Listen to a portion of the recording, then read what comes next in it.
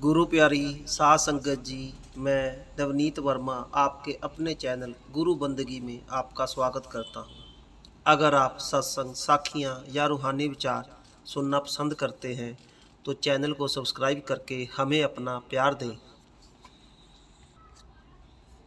संगत जी, आज की साखी कबीर साहब महाराज जी की साखी है, जब उन्होंने अपने गुरु रामानंद जी का रोग ठीक किया, रोग दूर किया, जो कि बहुत सालों से रामानंद जी को था। साखी बहुत ही सुंदर है, सुनने वाली है, पूरी सुनने की कृपालता करें। जैसा कि हम जानते ही हैं कि कबीर साहब जी छोटी जाति से संपर्क रखते थे, छोटी जाति में पले बड़े हुए, इसलिए उन्हें किसी भी सत्संग में जाने की अनुमति नहीं थी। उन्हें किसी भी सत्संग में जाने दिया नहीं जाता था, क्योंकि कबीर साहब जुलाहा जाति के थे और छोटी जाति को उस समय सत्संग में बैठने का अधिकार नहीं होता था, उनको जाने नहीं दिया करते थे। कई बार कबीर साहब महाराज रामानंद जी का सत्संग सुनने के लिए जाते तो उन्हें धक्के मारकर बाहर निकाल दिया जाता। वो बाहर बैठकर ही रामानंद महाराज जी का सत्संग सुनते और आ जाते। कबीर जी महाराज कई बार अपने गुरु रामानंद जी से मिलने की कोशिश करते, पर वो कोशिश हर बार नाकाम हो जाती। पर कबीर साहब महाराज रामानंद जी को ही अपना गुरु बनाना चाहते थे। कबीर साहब जी ने रामानंद जी का पीछा किया कि कब यह कहाँ कहाँ जाते हैं, कब इनसे मिला जा सकता है, जब यह अकेले हों। उन्होंने देखा कि रामानंद जी सुबह सुबह गंगा के स्नान के लिए हर की पौड़ी पर अकेले जाते हैं। कबीर साहब ने सोचा कि यह सही समय है रामानंद जी से गुरु दीक्षा नाम प्राप्त करने के लिए।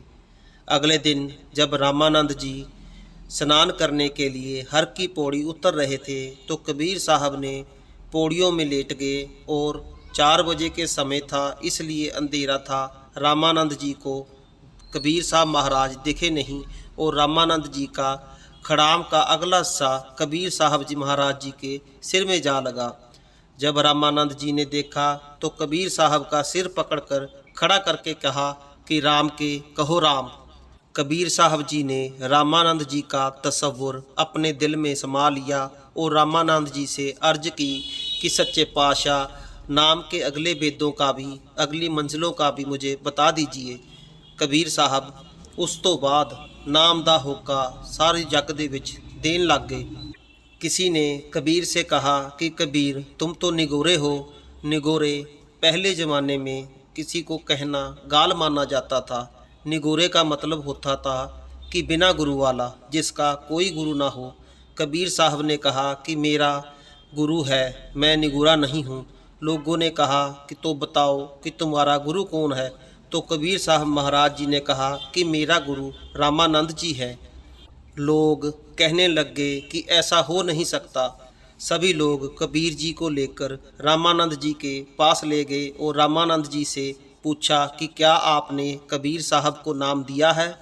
रामानंद सब जानते थे, पर रामानंद जी ने कबीर से कहा कि मैंने तुझे कब नाम दिया है।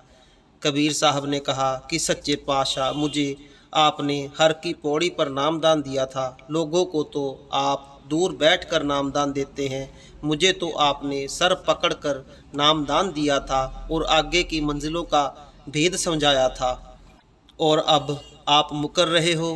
रामानंद जी ने कहा कि यह मेरा ही शिष्य है, इसने युक्ति से मुक्ति हासिल की है और ये एक दिन बहुत बड़ा भगत होगा। उसके बाद कबीर साहब जी ने नाम का प्रचार करना शुरू कर दिया। कई बार कबीर साहब महाराज जी देखते थे कि जब रामानंद जी महाराज सत्संग करते हैं तो वह खिंच खिंच के सांस लेते हैं, उनको सांस लेने में तकलीफ होती है। रामानंद जी को ऐसा देखकर कबीर साहब बहुत दुखी होते थे कि किसी छोटे मोटे कर्म के कारण मेरे सतगुरु को यह दुख सहना पड़ रहा है। कबीर साहब ने सोचा कि अगर मैं अपने सतगुरु का यह दुख दूर कर सकूं तो मेरे सतगुरु को इस दुख की परेशानी का सामना नहीं करना पड़ेगा। कबीर साहब महाराज जी ने अंतर ध्यान होकर देखा कि रामानंद जी को यह दुख किस कारण आया है। जब ध्यान में कबीर साहब ने देखा तो पता लगा कि रामानंद जी एक ज़माने में राजा थे। तो वो एक दिन शिकार खेलने के लिए गए और उन्होंने एक हिरन के तीर मारा। जब तीर मारा तो अंधेरा हो चुका था।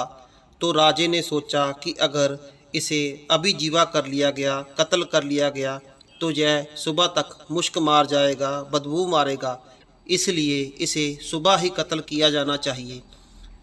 वो हिरन सारी रात ऐसे ही खिंच खिंच के सांस लेता रहा। सुबह उसे कत्ल किया गया। इसलिए रामानंद जी को सांस लेने में तकलीफ़ होती है। कबीर साहब ने फिर ध्यान देकर देखा कि वो जो हिरन था वो अब किस जामे में है। उन्होंने देखा कि वो हिरन कश्मीर में एक पठान के जामे में है। बनारस से कबीर साहब महाराज पैदल कश्मीर गए। वहाँ पर जाके उन्होंने उस पठान का घर ढूंढा और एक गट्ठा लकड़ियों का उसके घर पर रोज़ फेंकना शुरू कर दिया। पठान की बीबी समझती थी कि घर में लकड़ियों की ज़रूरत होती है। पठान साहब ने मजदूर को बोला होगा। ऐसा कई दिन चलता रहा। कई दिन ऐसा ही चलने के बाद लकड़ियों का घर में ढेर लग गया। पठान ने अपनी पत्नी से कहा कि इतनी लकड़ियाँ क्यों मंगवाई हैं। उसने कहा, मैंने थोड़ी मंगवाई हैं, यह तो आप जो मजदूर रोज़ भेजते हो वो फेंक जाता है। पठान ने कहा कि मैंने तो किसी को नहीं बोला। उस दिन पठान घर में ही रुक गया और जब कबीर साहब महाराज लकड़ियाँ फेंकने के लिए आए तो पठान ने कबीर साहब जी का हाथ पकड़ लिया और कहा कि भाई, तुझे किसने बोला है यहाँ पर लकड़ियाँ फेंकने के लिए। कबीर साहब महाराज बोले कि मेरा परोपकार करने की आदत है। मैं अगर कहीं कोई घर देखता हूँ तो वहाँ पर लकड़ियाँ फेंक देता हूँ, क्योंकि घर में लकड़ियाँ तो काम आती ही रहती हैं। पठान बोला, हम कोई गरीब हैं, उठा अपनी लकड़ियाँ, हमें नहीं चाहिए। जा फिर इसकी कीमत बता, कीमत कितनी है। कबीर साहब महाराज जी ने कहा कि अगर देना ही है तो आप एक मुझे वचन दे दो और मुझे कुछ नहीं चाहिए। उस पठान ने कहा कि किस बात का वचन। कबीर साहब जी ने कहा कि पठान को बताया कि आप एक जामे में आप हिरन थे और उस समय में मेरे सतगुरु रामानंद जी राजे के जामे में थे। आप जंगल में घूम रहे थे तो उन्होंने आपके तीर मारा था। रात हो गई थी, इसलिए आपका सुबह कत्ल किया गया, क्योंकि अगर रात को कत्ल करते तो आप मुश्क जाते, बदबू मारने लग जाते। तीर लगने के कारण आप सारी रात मुश्किल मुश्किल श्वास लेते रहे। इसीलिए इस जामे में मेरे सतगुरु को दमे का रोग है, श्वास लेने में परेशानी होती है। आप कृपा करके चूली छोड़ दो, वचन दे दो कि आपने उनको माफ़ कर दिया है। पठान बोला, हाय हाय, उसने मुझे तीर मारा था, मैं उसे क्यों माफ़ करूं। कबीर साहब ने अपना सिर उस पठान के कदमों में रख दिया। जैसे ही कबीर साहब महाराज जी ने पठान के कदमों में सिर रखा, पठान का हृदय शांत हो गया और ठंडा हो गया। उसने अपनी पत्नी को बोला कि पानी लाओ, मैं अभी चूली छोड़ देता हूँ और इसके गुरु रामानंद को माफ़ कर देता हूँ। पठान ने पानी लिया और चूली छोड़ दी और माफ़ कर दिया। फिर रामानंद जी के दमे की बीमारी हमेशा के लिए ठीक हो गई। संगत जी, अपने सतगुरु के लिए जिसके अंदर इतना प्यार आ जाए फिर वो परमात्मा का ही रूप हो जाता है। पर ऐसी अवस्था पाना बहुत मुश्किल है। संगत जी, मुश्किल है पर नामुमकिन नहीं है। कबीर साहब महाराज 120 साल की उम्र में इस संसार को छोड़कर परमात्मा की गोद में समा गए। सो संगत जी, हमें भी चाहिए कि हम भी अपने गुरु से ऐसा ही प्यार करें, ऐसी ही मोहब्बत करें और जितना हो सके ज़्यादा से ज़्यादा वक्त भजन सिमरन को दें। संगत जी, अब हम आपसे इजाज़त चाहते हैं।